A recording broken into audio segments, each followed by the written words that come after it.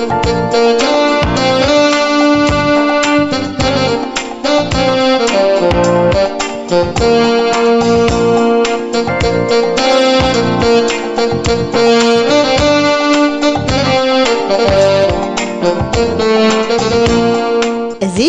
أقلوا دمسي سلام نايو أقلقلتنا كل جزء مشت كابشن منتن فرقان كساب ساعة شعته سلاسان حدن حتصير مع بلي فينا لومي نتصبرا هيوت زبل مدبنا حزناك قريبنا زلونا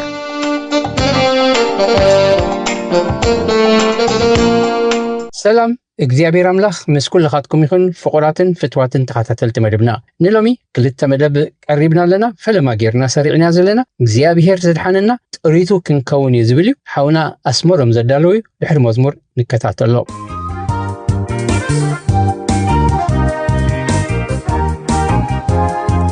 منبارك لمو عن محدار نعاقيت وعكو እግዚአብሔር فقركو إغازي تتسكر يعقب لبين عاق حاسب مبارك للمو عن محدار عاقي تسوحكو كسيابير فقركو إغازي تتسكر يعقب لبين عاق حاسب عطرايك حاسب عطراي عطرايك حاسب عطراي عطرايك حاسب عطراي عطرايك حاسب عطراي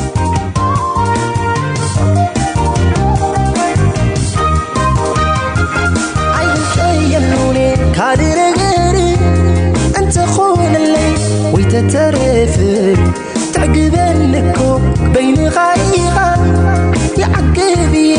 كيزي بقاها عين تيلوني كان نقدي انت خون الليل ويتترفل تعقبنكو بين غايغا يعقبي كيزي بقاها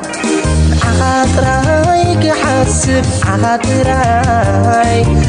عطرايك حاسب عطراي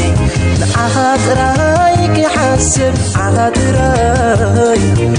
عطرايك حاسب عطراي سلام معكم يخون لو معتنا ما እግዚአብሔር ዘድሓነና ጥሪቱ ህዝቡ ክንከውን እዩ መወከስ ጽሑፍና ዘጻት 10 ካብ 1 ክሳብ 26 እግዚአብሔር ድማ እዚ ቃላት እዚ ሁሉ ከምዚሉ ተዛረበ ካብ ምድር ግብጺ ካብ ቤት ባርነት ዘውጻኩኻ ኣነ እግዚአብሔር ኣምላክ ካልኦት ኣማልኽቲ ኣብ ቅድመይ ኣይሃሉኻ ኣብ ላዕሊ ኣብ ሰማይ ካብ ዘሎ ኣብ ታሕቲ ድማ ምድሪ ካብ ዘሎ ኣብ ማይ ካብ ታሕቲ ምድሪ ካብ ዘሎ ምስልን ስእልን ዘበለናኻ ኣይትግበር ኣይትስገደሎምን ኣይተገልግሎምን ድማ ኣነ እግዚአብሔር ኣምላክ ቀና ኣምላኽ የሞ ንጸልእኒ ሓጢያት ኣቦታት ኣብ ደቂ ክሳዕ ሳልሳይ ክሳዕ 4 ወለዶ ዝغጽዕ ንዝፈትውንን ትእዛዛተይ ንዝሕሉውን ግና ክሳዕ ኣሽሓት ምሕረት ዝገብር እየ ስም እግዚአብሔር ኣምላኽካ ብኾንቱ ኣይተልዕል መዓልቲ ሰንበት ክትቅድሳ ዘክር 6 መዓልቲ ዕየት ተግባርካ ኩሉ ግበር እታ 7ይቲ መዓልቲ ግና ናይ እግዚአብሔር ኣምላኽካ ሰንበት እያ በኣ ንስኻን ወድኻን ጓልካን ግዝእካን ግዝእትኻን ማልካን ኣብ ውሽጢ ደጌታትካ ዝነብር ስደተኛን ገለኳዕዮ ኣይትዕየ እግዚአብሔር ብ6 መዓልቲ ሰማይን ምድርን ባሕርን ኣባታቶም ዘሎ ኩሉን ገይሩ እሞ ብ7ይቲ መዓልቲ ዓረፈ ስለዚ እግዚአብሔር ንመዓልቲ ሰንበት ባረኻን ቀደሳን ኣብቲ እግዚአብሔር ኣምላኽካ ዝሃበካ ምድሪ ዕድሜኻ ምን ትኽነውሕ ኣቦኻን ኣዴኻን ኣኽብር ኣይትቕተል ኣይትዘሙ ኣይትስረቕ ኣብ ብጻይካ ሓሶት ኣይትመስክር ቤት ብጻይካ ኣይትመነ ሰበይቲ ብጻይካ ጉዙእ ብዕራዩ ኣድጉ ገንዘብ ብጻይካ ዘበለ ኩሉ ድማ ኣይትመነ ኩሎም ህዝቢ ድማ ንጎዳን ሃልሃልታን ዳሃይ መለኸትን እትከረንክተ ክኽራዩ እቶም ህዝቢ እዚ ምስራዩኻ አንቀጥቀጡ ሪሕቆም ድማ ደውበሉ ንምሴ ድማ ንስኻን ገረና ንሰምዕ ኢና ኣምላኽ ግና ምእንቲ ከይንሞት ኣይዛረበና ብልዎ ምሴኻ ነቶም ህዝቢ ሓጢያት ምእንቲ ከይትገብሩ ፍርሃቱ ከዓ ቅድሚኹም ክኸውን ኣምላኽ ምእንቲ ክዕዘበኩም እዩ ዝመፀሞ ኣይትፍርሁ በሎም እቲ ህዝቢ ኣብ ርሑቕ ቆመ ምሴኻ ናብቲ ኣምላኽ ዘለዎ ጣቓ ቀረበ እግዚአብሔር ድማ ንምሴ በሎ ንደቂ እስራኤል ከምዚ በሎም ኣነ ካብ ሰማይ ከም ተዛረብኩም ባዕላትኩም ሪኹም ምሳይ ኣማለኽቲ ኣይትግበሩ ኣማለኽቲ ብሩር ኣማለኽቲ ወርቅን ናኻትኩም ኣይትግበሩ መሰውእ መሬት ስርሑለይ ኣብ ልዕሊኡ ድማ ዝሓርር መስዋዕትታት ካን ኣባጊዕካን ኣብዑርካን ሰውእ ስመይ ኣብ ዝዝከርካሉ ኩሉ ቦታ ናባኻ መጺአ ክባርኸካ መሰውእ እምኒ እንተገበርካለይ ብመንደልካ እንተተንከኻዮ ተርኩሰይኻሞ ብውቁር እምኒ ኣይትንደቆ ናብ መሰውኢ ወይ ኣብ ልዕሊኡ ሕፍረትካ ኸይቅላዕሲ ብመሳልል ኣይትደይብ ነቲ ፍቕሩ ደሪኽዎ ንዓና ደቂ ሰባት ዓብ ምድሓን ዝገበረልና እግዚኣብሔር ካብ ውድቀትና ካብ ባርነት ሓጢኣት ዘድሓነና ደጊም ከም ፍቁራት ውሉድ ሰዓብቲ ኣምላኽ ኩኑ ከምቲ ክርስቶስ ዘፍቀረኩም ነፍሱን መባዕን መስዋዕትን ገይሩ ንኣምላኽ ንምዕጨና በጃና ዘሕለፈ ከምኡ ብፍቕሪ ተመላለሱ ኤፌሶን ምዕራፍ 5:1 ምታው ኾነና እዚ ፍጻሜ ደቂ እስራኤል ካብ ግብፂ ዓለም ካብ ዝወፁ ኣብ ሳልሳይ ወርሖም እዩ 10 ዝተፈላለዩ እግዚኣብሔር ንምድሓኖም ዝገበሮ ተኣምራት ንሳቶም ድማ በትሪ ናብ ተመን ማይ ናብ ደም ምድሪ ግብፂ ብቁርዑብ ብፀጾት ፅንፅያ ከልቢ ብምምላእ እንስሳ ዘቤት ግብፂ ብሕማም ብምውቃዕ ተጎጋ ዝጠንቁ ፎቕፎቕ ዝብል ሕበት ሓዊ ዝተሓወሰ በረድ ኣንበጣ ንምድሪ ግብፂ ብምኽዳን ዓሞዳሃ ድማ በኽሪ ግብፃውያን ብምውቃዕ ዝኣመሰሉ ዓበይቲ ተኣምራት ብምግባርን ዘይስገር ዝመስል ዝነበረ ባሕሪ ጸላቶም ድማ ኣብ ባሕሪ ክሰጥሙ ብዓይኖም ሪኦም ኣለዉ ንህዝቢ እስራኤል ካብ ድኖሞት ዝዓሰሎ ህይወት ናብ ዘገርም ሰላም ናጽነት ዘለዎ ህይወት ካብ ባርነት ናብ ሓርነት ዘጻአት ኮይኑሎም ግናኸ ገና ክቐረፍ ዘለዎ መንፈሳዊ ሽግር ነበሮም ልቦም ናይ ኣምላኽ ነገር ዝጸልሞቶ መዓልታዊ ናብሮኦም ድማ ብናይ ግብፂ ልምድን ባህልን ዝተጎብኦ እዩ ዝነበረ ኣብዚ እዋን ዘለና እውን ድሕሪ ውድቀት ናብ ኩላቶም ደቂ ሰባት ብምኽንያት ዘይምእዛዝ ኣዳም ዘርኢ ሓጢኣት ኣተወ ግዙኣቱ ብምዃን ድማ ኣብ ባርነት ሓጢኣት ኣተና ግናኸ ንኣምላኽ ስብሓት ይኹኖ ከምቲ ደቂ እስራኤል ብሓያል ቅጽሙ ካብ ባርነት ግብፂ ዘድሓኖም ንዓና እውን ብወዲ የሱስ ክርስቶስ ካብ ባርነት ሓጢኣት ዓብ ምድሓን ገበረልና ካብ ዓለም ግብፂ ካብ ሓጢኣት ሓራ ኣውፃና ንዕኡ ክንቅደሰሉ ኣብ ሙሉእ መጽሓፍ ቅዱስ ፍቓዱን ምኽሩን ድማ ገለጸልና ኣብ ሮሜ ምዕራፍ 5:10-12 ጸላእቱ ኸለና ምስ ኣምላኽ ብሞት ወዱ ተዓረቐና ካብ ተዓረቐና ደኣ ክንደይ ብህይወት ኣዚና ዘይንድሕን ግናኸ ብጎይታና የሱስ ክርስቶስ ብኡ ሕጂ ዕርቂ ዝረኸብና ብኣምላኹን ንመካሓለና እምበር እዚ ጥራይ ኣይኮነን ስለዚ ኸዓ ከምቲ ብሰር ሓደ ሰብኣይ ሓጢኣት ናብ ዓለም ዝኣተወ ብሓጢኣቱ እውን ሞት ኩላቶም ስለ ዝበደሉ ድማ ሞት ናብ ኩሉ ሰብ ሓለፈ ይብለና ኣብቲ ልዕልና ዘንበብናዮ ምዕራፍ 20 ነቶም ህዝቢ ብዓብይ ክብሪ ከም ዝተገልጸ እቲ ብግብርታቱ ጥራይ ዝፈልጥዎ ብዝዓዘዘ ብህያውነቱ ክግለጸሎም ከሎ ምኹርን ሓሳቡን ኣብ ልዕሊኦም ከም ህዝቢ ክገልጸሎም ከሎ ንርኢ ክንደይ ባህ ዘብል እዩ ትኹሉ ዝኽእል ብቐዳምነት ኣብቲ ናቱ ዕላማን መደብን ክሓስበካ ነዚ ኸብቃዓካ ድማ ብዝርግሕ ትኢት በኽናፍ ንስሪ ልዕሊ ኩሉ መሰናኽላት ኣውፂኡ ከድሕነካ እዚ ኸይኣክል ብኽብሪ ተገሊጹ ድማ መደቡን ዕላምኡን ክገልጸልካ ክንደይ ዓብ ዕድል ኣነ መን በተይ ከንታያ ብምባል ከምቲ ዳዊት ዝተገረሞ ኣፍካ ዝኽድን እዩ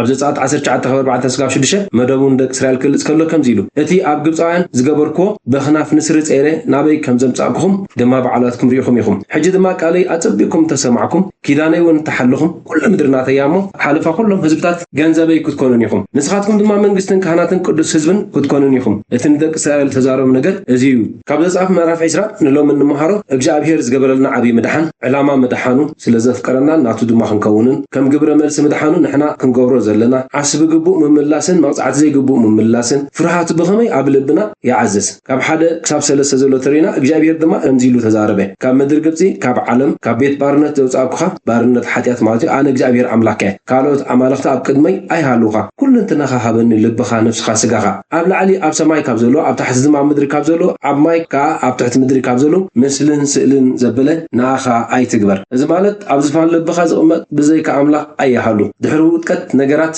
ኣብ ዝፋን ልቢ ሰባት ክቕመጡ ልሙድ ተሪዮ እንዳኾነ ይኸይዱ ቀንዲ ምልክት ናይዚ ድማ ሰላም ምስኣን ባድነት ክስማዓካ ከሎ ነዚ ሃጋፍ ንምምላእ ድማ ሰባት መስተ ሓሽሽ ዝሙት ጓይላ ዘመናዊ ባህላት ድማ ናይት ክለብ ሕሜት ድማ ገዛ ርእሱ ኣብ ዝፋን ዘቐመጠ ከዘውትር ከሎ ግናኸ ግዝያዊ ሰላም ብምሃብ ናብ ዝገዘ ዝዓዘቕቲ ክሸሞ ከሎ ንዕዘብ ህይወት ካብ እያ ትፍልፍል እሞ ልዕሊ ኩሉ ንልብኻ ሓልዎ እዚ ድማ ህይወት ክርስትና ኩሉ ብእምነት እዩ ክርስቶስ ብእምነት ኣብ ልብኹም ክሓድር የሱስ ክርስቶስ ጎይታናን ንጉስናን ኣምላኽናን ኮይኑ ኩለን መዓልታትና ቦትኡ ከውሕስ እዩ ትዕላማ መጽሓፍ ቅዱስና እቲ ብሩኽ ተስፋን ናይ ትዕዙዝ ኣምላኽናን መድሓንናን የሱስ ክርስቶስ ምግላጽ ክብሪ እናተጸቢና ግፍዕን ዓለማዊ ትምኒት ክሒድና ኣብዛ ዓለም እዚኣ ብጥንቃቐ ብጽድቅን በምልኾን ክነብር ይምህረና ኣሎ ይብለና ኣብ ቲቶስ 2 ካብ 12-13 ቀጥልና ካብ 5-6 ዘሎ ተሪና ድማ ኣይትስገደሎም ኣይተገልግሎም ድማ ኣነ እግዚአብሔር ኣምላኽካ ቀና ኣምላኽ እሞ ንዝጸልኡኒ ሓጢኣት ኣቦታት ኣብ ደቂ ክሳዕ ሳልሳይ ራብዓይ ወለዶ ዝቐጽዕ ንዝፈትውንን ትእዛዘተይ ንዝሕልውን ግና ክሳዕ ኣሽሓት ምሕረት ይገብር ይብለና ጽድቅን ምሕረትን ፍቕሩን ፍርዱን ከምዘይ ይፈላለያ እቲ መቕጻዕቱ ክሳብ ራብዓይ እቲ በረኸት ጽድቂ ግና ክሳብ ኣሽሓት ወለዶ እዩ ስለዚ መቕጻዕቲ ፈሪህና ዘይኮነ እንተ ተኣዚዝና ክሳብ ኣሽሓት ወለዶና ዝባረኽ ካብ ኮነ ማለት ኣሽሓት ወለዶ በረኸት ፍረ ናይ ምእዛዝ ن4 ወለድ ደሞ መቅጻዕት ዘይ ምእዛዝ ካብ ኮነት ሚዛን ነትበረኸት እንደሐሰና ንእግዚአብሔር አምላኽና በሙሉ ልብና በሙሉ ኃይልና በሙሉ ሐሳብና በሙሉ አእምሮና በመፍቃር ከንስዕቦን ከነገልግሎን ይምዕደና ማለት እዩ ኣብ ኤፌሶን 5:1 ሳብ ከተተይናው ደጊም ከም ፍቁራት ውልት ሰዓብተ አምላኽ ኩኑ ከም ተፍሩ ክርስቶስ ዘፍቀረኩም ነፍሱን መባዕን መስዋዕትን ጌርና አምላኽ ምንመጀና በጃና ዝሕለፈ ከምኡ ብፍቅሩ ተመላለሱ ይብለና ቀጥልና ንሪኦ ጥቅሲ 7 ዘጻት 20 ማለት እዩ እግዚአብሔር ስሙ ብኾንቱ ንዘልዕል ከይቀጻ አይሓድጎን ይሞ ስሙ እግዚአብሔር አምላኽ ካብ ብኾንቱ አይተልዕል እዚ ማለት ብናይ እግዚአብሔር ነገር ዕትባት ክንኮን ከም ዘለና ተዘይከይኑ ዋጋ ከም ዘኽፍለና ተን 10 ደናገል አስማተን ሓደ እዩ እንተኾነ ግና አተዓዛዘን ተገዳስነትን ተወፋይነትን እተን 5 ለበማት እተን 5 ድማ ዓያሹ ከም ዘብለን ብምዝካር ከነስተውዕሎ ይካለና እዩ ለዚ ኣብ ህይወት ክርስትና ብምስተውዓል ብልቦና ተጠንቂቕና ክንመላለስ ከም ዘለና ናይምዕደና ካብ 8 ክሳብ 11 እንተሪና ድማ መዓልት ሰንበት ክትቀድሳ ዘክር 6 መዓልት ዕየ ተግባርካ ሁሉ ግበር እታ 7ይቲ መዓልት ግና ናይ እግዚአብሔር አምላካ ሰንበት ያ በአ ንስኻን ወድኻን ጓልካን ጉዝእካን ግዝእትኻን ማልካን ኣብ ውሽጢ ደጌታትካ ዝነብር ስደተኛን ግልኳዕዩ ኣይትዕየ እግዚአብሔር ብ6 መዓልት ሰማይን ምድርን ባሕርን ኣባታቶም ዘሎ ኩሉን ገይሩ እሞ ብ7ይቲ መዓልቲ ከዓ ዓረፈ ስለዚ እግዚአብሔር ንመዓልት ሰንበት ባረኻን ቀደሳን ካብ ዕድሜና ንእግዚአብሔር ዝተፈልየ ዝተዋህበ ግዜ ክህልወና ኣብ ቅድሚ እግዚአብሔር ርድእ እንብለሉ መገድና ንዕዘበሉን እንምርምረሉን ብጸሎትን ብቃልን ንመንፈስ እግዚአብሔር ዕድል ብምሃብ ኩሉ ግዜ በጥቁንዕ መገዲ ክንመላለስ ዕድል እንረኽበሉ ነቲ ሰማዕናዮ ቃል ብእምነት ምሳና እንሕብረሉ ዕድል ክንፈጥር ዘመልክት እዩ ኣብዚ ዓለም ክልተ መንፈስ ክልተ ሓይሊ ክልተ ዓይነት ህይወት እዩ ዘሎ ኣብ ኣጠቓማ ግዜና ድማ ካብዞም ክልተ ምርጫ ከይወፃና ኢና ንጥቀመሎ ካብ 12-13 ተሪና ድማ ኣብቲ እግዚአብሔር አምላኽካ ዝሃበካ ምድሪ ዕድሜኻ ምእንቲ ክንውሕሲ ኣቦኻን ኣዴኻ ነኽብር ኣይትቕተል ኣይትዘሙ ኣይትስረቕ ኣብ ብጻይካ ብሓሶት ኣይትመስክር ቤት ብጻይካ ኣይትመነ ሰበይቲ ብጻይካ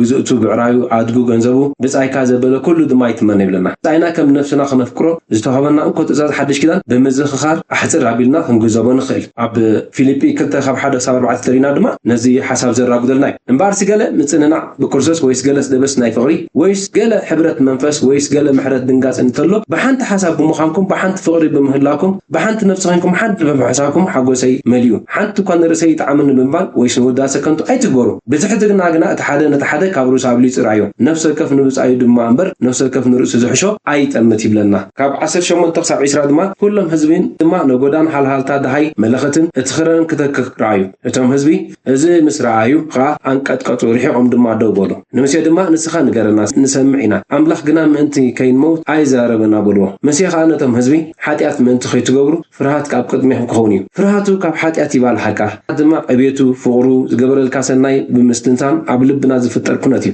ስለዚ ፍርሃት እግዚአብሔር ኣብ ልብና ረዚን ዓብይ ይኸውን ፎኪስ ትሑት ድማ ይኸውን እዚ ድማ ርእስና ክንጥብር እንተዘይደሊና ኣብቲ መዓልታዊ ህይወትና ይንፀባረቕ እዩ ኣብ ናብራና ኣተሓሳስባና ኣገልግሎትና ኣዘራርባና ዕለታዊ ምምላስና ይንፀባረቕ እዩ ይዕቀን እዩ ትሑት ይኸውን ማእከላይ ይኸውን ልዑል ተባሂሉ ክግለጽ ይካል እዩ ለዚ እግዚአብሔር ይመስገን ፍርሃቱ ኣብ ልብና ከዓቢ ንኣምላኽና ድማ ብፍርሃትን ብራዕድን ከነገልግሎ እግዚአብሔር ኣምላኽና ሎሚ ይፅዋዓና ኣሎ ማለት እዩ ካብ 21-26 ዘሎ ተሪና ድማ ኣምላኽ ምእንቲ ክዕዘበኩም እዩ ዝመፀ እሞ ኣይትፍሩ በሎም እቲ ህዝቢ ኣብ ርሑቕ ቆመ ሙሴ ናብቲ ኣምላኽ ዘለዎ ጣቓ ቀረበ እግዚአብሔር ድማ ንሙሴ በሎ ንደቂ እስራኤል ከም ዝበሎም ኣነ ካብ ሰማይ ከም ተዛረብኩም በዓላትኩም ርኢኹም ምሳይ ኣማልኽቲ ኣይትግበሩ ኣማልኽቲ ብሩርን ኣማልኽቲ ወርቅን ንኣኻትኩም ኣይትግበሩ መሰው መሬት ስርሕለይ ኣብ ልዕሊኡ ድማ ዝሓር መስዋዕት ምስጋናን ኣባጊዕን ኣብ ዑሩን ሰው ስመይ ኣብ ዝዝክር ኩሉ ቦታ ናባኻ መፅኤ ክባረኸካ ይብልና ሙሉእ ህይወትካ ወፍየለይ ኣገልግለኒ እቲ ዝፅዋዕኩም ቅዱስ እዩ እሞ ንስኻትኩም ቅዱሳት ኩንሉ ንዓይ እትበቅዎ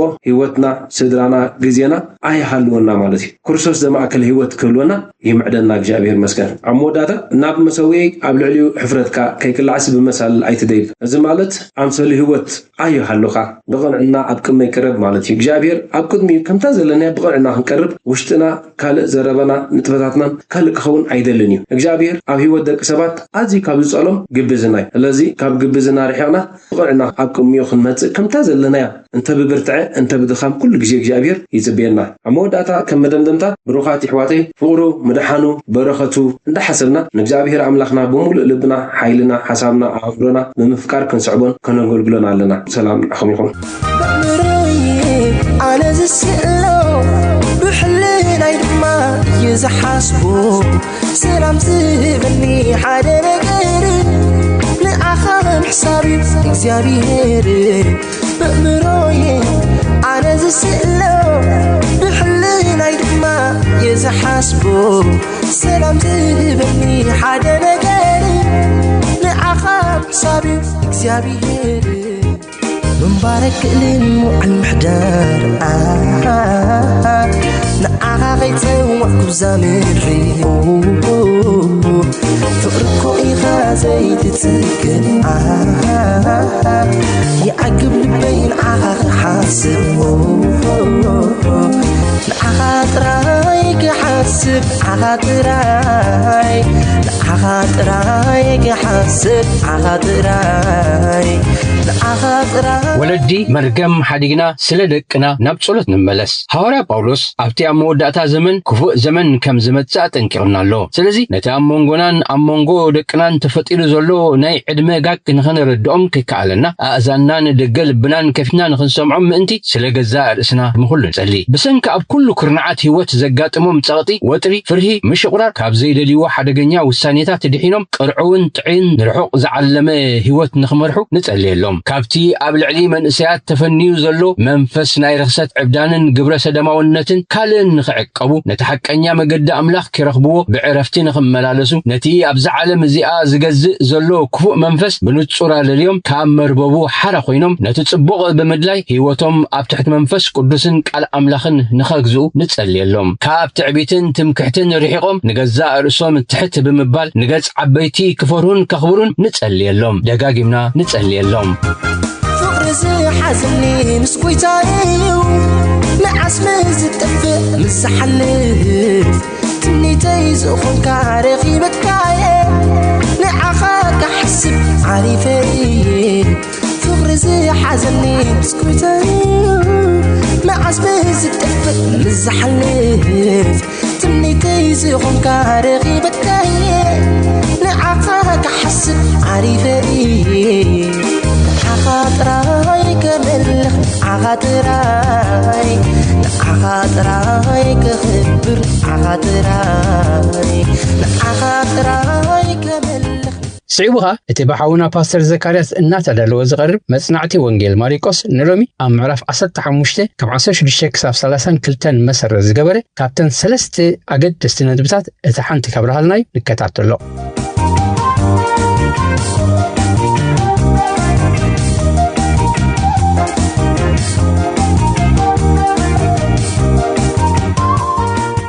تفتهم سماعات راديو سلامنا أقدم باسم قويتانا مرحينا نيس كريستوس لكلهم سلام وبلكم لو مدما كان فقد أملاخ ومخاب تسقى أملاخ نتدقفنا ناي وانجيل ماريكوس مصنعتنا هنكتسلينا لومي أب ماريكوس 15 كفقد 16 كسافقد 30 كلتن زل خفلي بصمونا عبيرنا كنمهارينا مجمريا نتخفلكم بوبه دحارك زابير بمنفس غيرو كمهرنا حلصير صلوت تصلينا ناب تمرتنا خناتينا اتوم عقيت دما ناوشتي اتي غزا مالت ناب ادراش فردي اتو نبزولت ጭፍራውን አኻخبو ايح كدان كدنو اخليل اشوخ تنغيمون ابرسو دفولمو ونغوس ايهود كميخا نابلو ايد كنسول جمرو رسو دما بزنغ وقعو طف كابللو تنبركيخمون سغدلو مسالا غصل دما اتقيح كدان انطيطوم كدانو خدنو كسقلو ون اوصو نحد حلاف مقدين سمون قرناوي أبو اسكندروسن رفوسن كاوفري كاتخلو مسقلو خصور بجد وسدو نابوتا غولغوتا ترغاميو بوتا عصمتي رئسي وسدو مسكربت حوسه وين دما حبو نسغنا ايتقبلن مسقلو دما كلاونتو تماقلو نفس وكفهم انتاي كم زوصحم كا عጫውدقو اتا سقلو وغزيخا سالسيت ساعات نبرت نغوس ايهود زبل صحفت كسون ابل عليو تصحيفو نبره مسو خاخل تخترتي حدا بيمانو حدا خا بصقامو سقلو اتمس عمستي تقصر زبل صحف تفصمه تمز حلفو دما رؤسهم ان نغنقو اي اتان بيت مقدس تفرسا بسلسته معلتو نتهنصا اسكر اسخا ادحن كم مسقلون ورد نابلو يصرفو ونبرو كوم خالق اونت كهنات من صحفت نحد حدهم ንኻልኦት ኣድሓነ ንርእሱ ከድሕንግና ይከኣለን ርኢና ክንኣምንሲ ክርስቶስ ንጉስ እስራኤል ሕጂ ካብ መስቀል ይውረድ እናበሉ ኣላገጽሉ እቶም ምስኡ ተሰቕሉውን የላገጽሉ ነበሩ ንጸልይ እግዚአብሔር ኣምላኽና በዚ እዋን እዚ ድማ ብህያው መንፈስካ ጌርካ ንምስጢር ቃልካ ክትገልጸልና ብቃልካ ክትምህረና ብመንፈስ ብጸጋ ክትሃንጸና ብስም ኢየሱስ ንጽልለና ነዚ ሎሚ ነስተንትኖ ነጽንዖ ክፍሊ ናይ ወንጌል ማርቆስ ከዓ ንመንፈሳዊ ዕቤት ኩሎም ሰማዕቲ ብመንፈስካ ክትጥቀመሉ ደጊምና ነዚ መጽናዕቲ ነዚ ናይ ትምህርቲ ግዜ ነዚ ናይ አስተንትኖ ግዜ ናባኻ ነማዕቅበለና ብስም ኢየሱስ ኩሉ ጸሎትና ስማዕ አሜን ፍቅራት ሰማዕቲ ኣብዚ ሎሚ እንሪኦ ዘለና ክፍሊ ሰለስተ ዓበይቲ ነገራት ኢና ንምሃር መጀመርያ ጎይታናን መድኃኒናን ኢየሱስ ክርስቶስ ወላኳ ሳብ ኣብ መስቀል ሙማት እንተተዋረደ ዝተዓተ ስፍራውን እንተተዋህቦ ብመገዲ ተትሕትኑ ብመገዲ ዝወረዶ ስቃይን መከራን ንሱ እቲ ናይ ብሓቂ ንጉስ ናይ ብሓቂ በዓል ስልጣን ምዃኑ ኣብዚ ክግለጽ ከሎ ንሪኦ እቲ ካልኣይ ንሪኦ ሓሳብ ድማ ንጎይታና ኢየሱስ ክርስቶስ ምስዓብ ናይ ጎይታና ኢየሱስ ክርስቶስ ወደ መዝሙር ምዃን ዋጋ ከም ዘኽፍል እዚ ኸ ኣብ ህይወት ስምዖን ቀረናዊ ኢና ንሪኦ ሳልሳይ ድማ ጎይታናን መድኃኒናን ኢየሱስ ክርስቶስ ንገዛ ርእሱ ኣብ መስቀል ዝወፈ ንምድሓና ከም ዝኾነ ንምድሓን ደቂ ኣምላኽ ርእሱ ክሳብ ኣብ መስቀል ሙማት ከም ዝወፈ ንርኢ እምበር በቲ ቀዳማይ ሓሳብ ብኡ ክንጅምር ጎይታናን መድኃኒናን ኢየሱስ ክርስቶስ ወላኳ ኣብቲ ዝተዓተ ባይታ ኣብቲ ዝተዓተ ስፍራ እንተተዋረደ ኣብትናቱ ውርደት ኣብትናቱ ስቃይ ኣብትናቱ መከራግና ንሱ ናይ ብሓቂ ንጉስ ከም ዝኾነ ንርኢ እዚ ኸ ኣበይና ንሪኦ ኣብዚ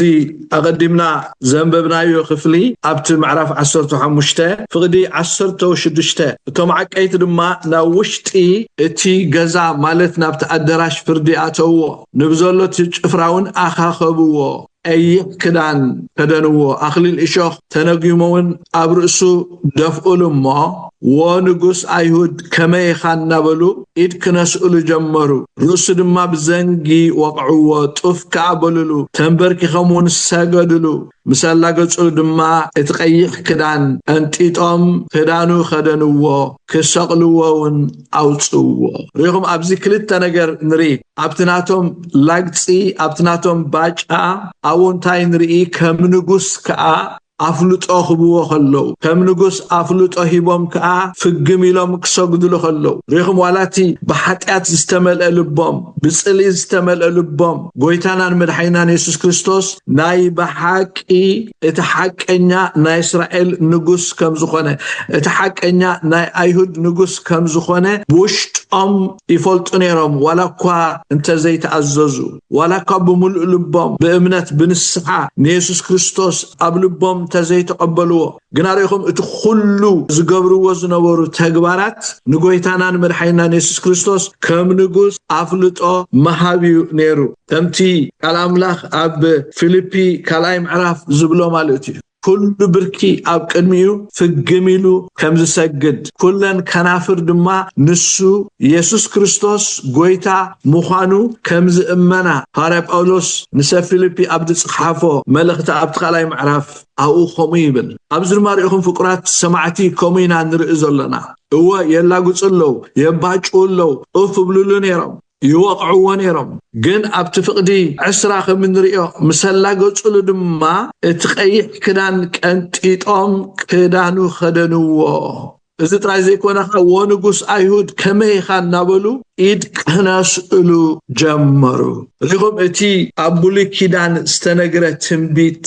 نسو نقص ناي أيهود كم زخانة نقص ناي إسرائيل كم زخانة كمتي يوحنس مطمق أو وانجيل يوحنس كدايم عرف فقد عسران شعتن سلاسة زبالو إنه حتيات عالم زرحق جنشل أملاخ زبالو أتي مرام ريخم كساب كندزي يواقع نيرو كساب كندزي ناوز نيرو حادث خدوة زي قالوا حق جنانتاي نيرو فقرات سمعتي نسو نقص كم زخانة نسو جزاء كم زخانة نسو ملاخ كم زخانة أبتوش تلاقصهم أبتوش تصرفهم لبهم أمرهم حسابهم جنا يسوع كريستوس ودع أملاك كم زخنة يسوع كريستوس نجوس كم زخنة يلالي نيرم أفلت يهبون نيرم أنا نسخاتكم من لومي ملسيلنا عن حساب نقولت عن يسوع كريستوس كمنينا نفلته كمنينا بأمنة النلاليه بزحات يسوع كريستوس مدحاني يبلو هو مدحاني يسوع كريستوس حياواي قواساي يبلو هو حياواي قواساي الأملاخ وانجلو هنس عسراي معرف كوميز بل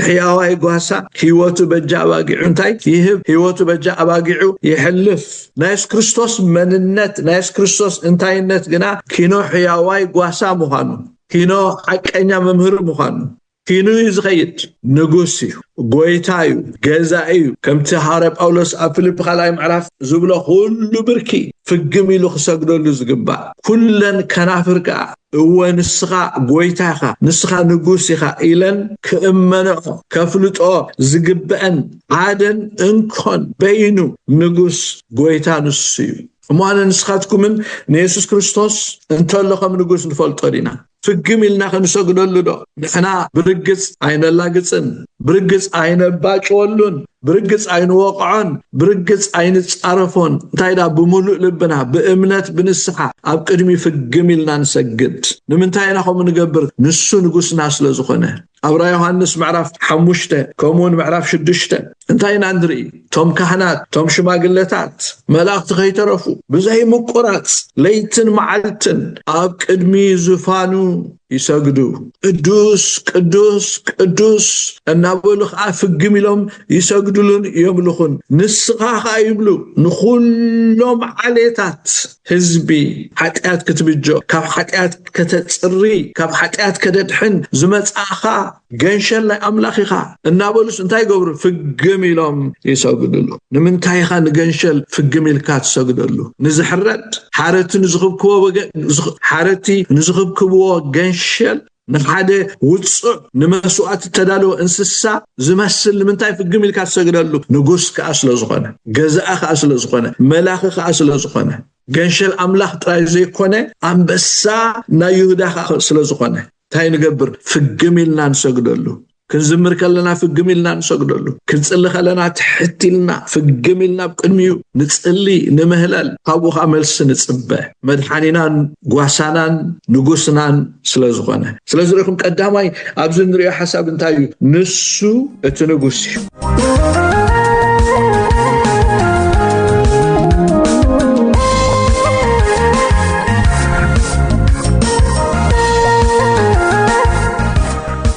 سمعتنا أقلقلت دمس سلامنا إخوم كتكتاتلو صنيحكم بإنترنت نتكتاتلو أمربب حبريتا www.salamna.org ترخبنا كم أون بفيسبوكن بيوتيوبن أب Voice of سلامنا ترخبنا حتى رأيتو ويكا كتبركتو وقت داليو حبريتا مزهلوكم Voice of سلامنا @yahoo.com إلكم سلدلنا صباح ناي مزمور مرجع كفله غزينا كتكتاتلو بخبري نعدمكم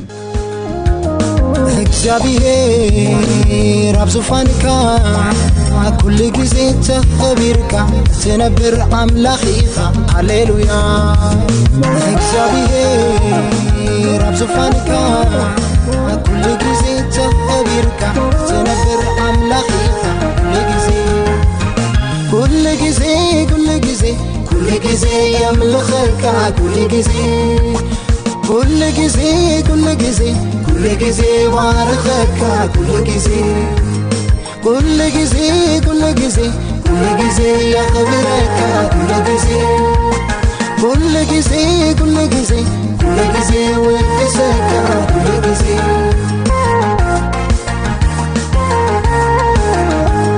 ملاقتي فقميلهم يسجدولك قدوس قدوس نابلو يملخوخا زي قارت أملخو سجدت كبري ناتكايو أب سماي كون مدري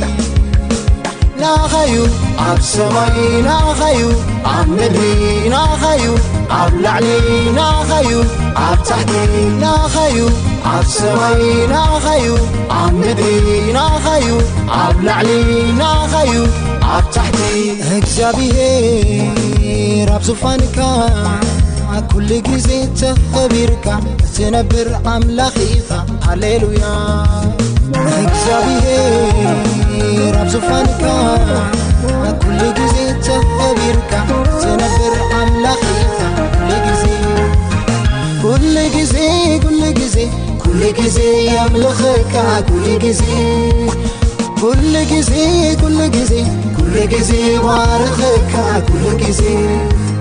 كل جزء كل جزء كل جزء يخبرك كل جزء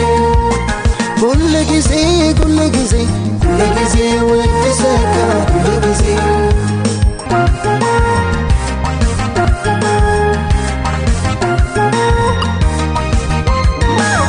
كبري زبون أخا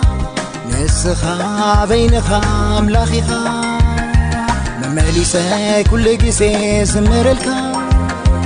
عملوخو نغتوسد بقعيخا عملوخوي ناخيو مسكاناي ناخيو وداسي ناخيو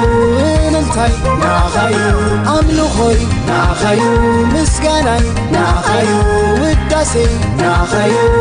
نلتاي ناخيو እግዚአብሔር አብዙፋንካ كل جزء تخبرك تنبر أملاخيك هاليلويا እግዚአብሔር አብዙፋንካ كل جزء تخبرك تنبر أملاخيك كل جزء كل جزء كل جزء زمرلك كل جزء كل جزء كل جزء كل جزء عللك كل جزء كل جزء كل جزء كل جزء شبشبلك كل جزء كل جزء كل جزء كل جزء يزللك كل جزء أملاخي يملخك كل جزء نقوسي يجزعك كل جزء حيالي يفرحك كل جزء كبوري يخبرك كل جزء